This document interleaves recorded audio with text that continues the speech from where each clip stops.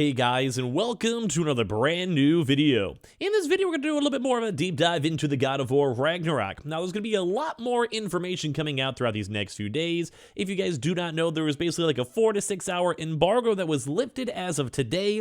You guys heard that correctly. Some folks do have God of War in their hands, able to go play the game. And am I extremely jealous? Yes, but I will definitely be going playing and maybe making some content on that, especially up on Twitch, whenever it does come on out. But with that, there has actually been a huge drama and controversy these past about week or so with Gotham Knights that's being locked on 30 FPS, the Xbox Series S that's potentially being canceled because everyone hates the Xbox Series S now apparently for basically bringing Gotham Knights down, and a lot of big internal developer talk and other issues as well coming on with these games. But thankfully, and obviously, it's God of War's god tier game, oh no pun intended, where they actually have a lot more features, a lot more assets, a lot of things I want to go show you guys because they're actually at least going and doing the bare minimum, I feel like, as of now, and a little bit more beyond. So, a lot of stuff to go talk about, so make sure you guys are subscribed with the notifications on, as well for the brand new PlayStation 5 giveaway and $500 giveaway. Twitter and Twitch streams down below for those bonus entries for the giveaway. We also do have the Amazon links and Target links too, and let's dive into the video. So very first and foremost, as I mentioned, the Xbox Series S has been under a huge heat test, you guys may have heard, and that's because some games are getting locked only at 30 FPS. Some games may not even have performance issues.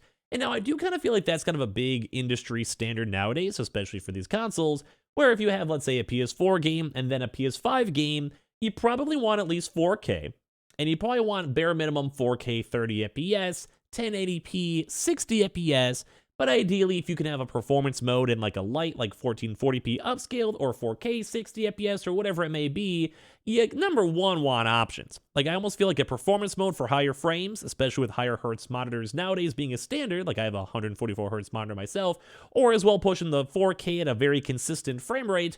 I feel like that's the bare minimum. But thankfully, God of War has a lot, and we mean a lot of good things coming out with it. Number one is both in regards to the accessibility features, but as well, we've also had a lot of really big things too coming out for the frame rates and options for whatever TV and other stuff you have. So with this, God of War, and this is all kind of coming out too as well, basically, God of War Ragnarok's graphics mode options provide a great amount of choice, which is great. Now, obviously, choice is something that I think some people want to have because some people are even saying that God of War was bad and repetitive. We've already seen the first bad review. I made a video on that before.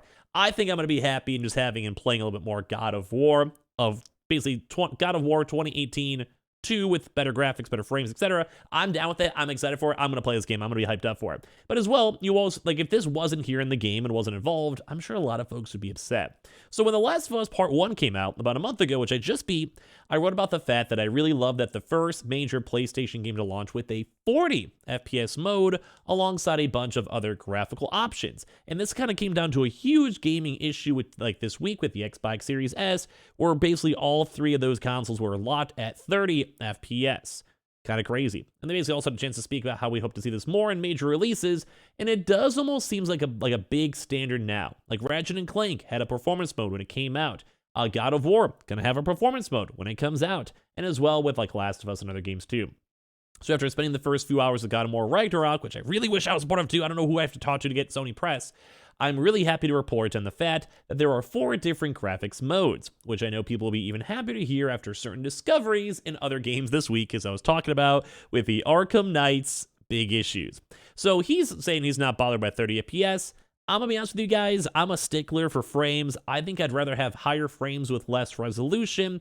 As I mentioned, I'm a PC gamer, so I want to push for 144 hertz on my monitor. You guys may not see my mouse moving around, but if you guys don't know, kind of a rough idea for hertz and hertz stuff, I know some people may not be familiar with it, is basically as you move your hand like this, so you guys can see how it's kind of almost like it's invisible right in the middle. You can still see my face. The big thing on a really high hertz monitor is you can literally see every individual second on all of the frames because the refresh rate is so high. First, if you're on a lower hertz monitor, it's kind of more like this. Higher hertz, you kind of see this, but just imagine this moving quicker. Hopefully it's a good example for how it kind of changes over here. So the big thing is that God of War Ragnarok is actually going completely against all these other issues and has a 4K 30 FPS lot.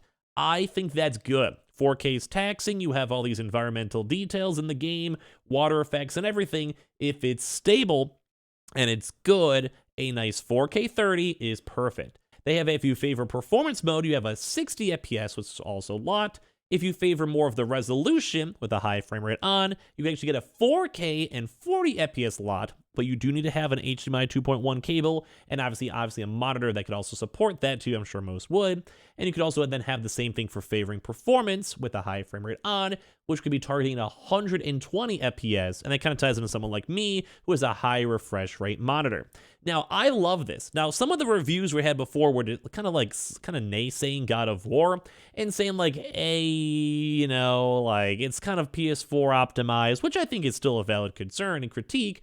But for me, if I could push 120 FPS on God of War Ragnarok on a PS5, I mean, that's kind of nice. I'm kind of liking that. Even in that video, I kind of skewed towards like, well, I could see it, but you know what I mean? So basically, we're seeing a lot more of these being standardized, especially with the Gotham Knights issues coming out. This is nice.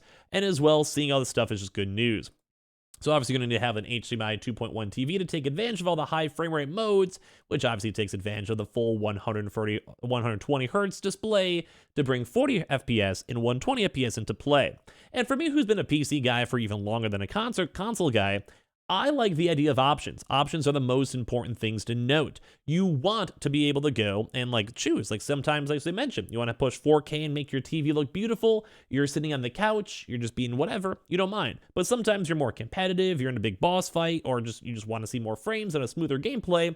Then you want to go for more of the performance mode as well. And I think that's a big thing, and I'm very happy to see God of War kind of, I don't want to say break in the trenches, because this has been kind of becoming more normal, but after the Gotham Knights issues this week, it's nice to see. So they even did go and say, even with this, they had a very, very fluid experience, which is good. Like story, if it's the same as 2018, some people might critique that. When it comes to combat being the same, some people might critique that. When it comes to the environment being the same, some people might critique that. I'm expecting that, so I don't mind, and I care more about a good story that's, even if it's consistent or like the same old, but as well with a really good, well-playing game with good, no issues, no bugs, no crashes. That's what I want at the end of the day.